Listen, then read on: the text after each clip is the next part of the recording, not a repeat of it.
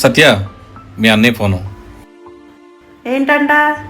ఏంటో మాట్లాడితే తెలుస్తుంది. హలో, చెప్పు చెల్లి. రేపు రాఖీ పండగ కదరా. అయితే బావా నువ్వు బయలుదేరండి అమ్మా. మాకు పని ఏం లేవు మరి. అలా అనకమ్మా, ఈ ఒక్కసారికి రమ్మా. మళ్ళీ నేను ఎప్పుడు మిమ్మల్ని ఇబ్బంది పెట్టను చెల్లిమ్మా. వస్తావు కదా, ఒక్కసారి రా చెల్లి. సరే, కుదిరితే వస్తాంలే. పని ఏం లేదు. పొద్దున్నే ఫోన్ చేశాడు, రాఖీ కడతానికి రావాలంట. నాకు విషయం అర్థం కావట్లేదు.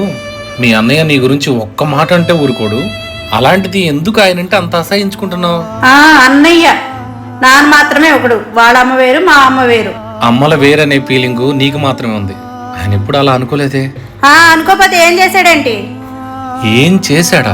2 సంవత్సరాల క్రితం నీకు 2 కిడ్నీలు ఫెయిల్ అయిపోయి ఇక అవకాశమే లేదు, కనీసం 1 కిడ్నీ అయినా ఉంటే తప్ప ఈ అమ్మాయి బతకదన్నప్పుడు ఏదో దేవుడు వచ్చి నీకు కిడ్నీ ఇచ్చి నిన్ను బతికిచ్చాడని రోజు దేవుడికి దండాలు పెట్టుకున్నావు కదా.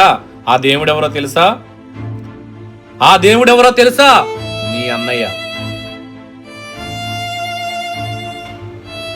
మా చెల్లికెందుకు నేనంటే ఇష్టం లేదు.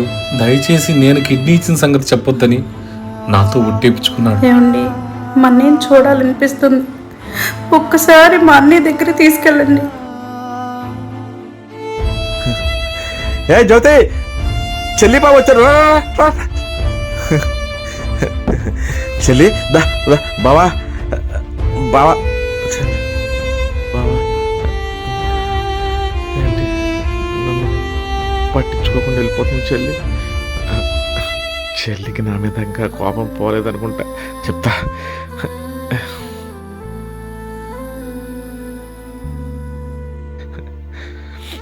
చెల్లికి ఈ కలర్ అంటే చాలా ఇష్టం. ఈ చేరిస్తే మా చెల్లి చాలా సంతోషపడిపోద్ది, నాతో మాట్లాడింది.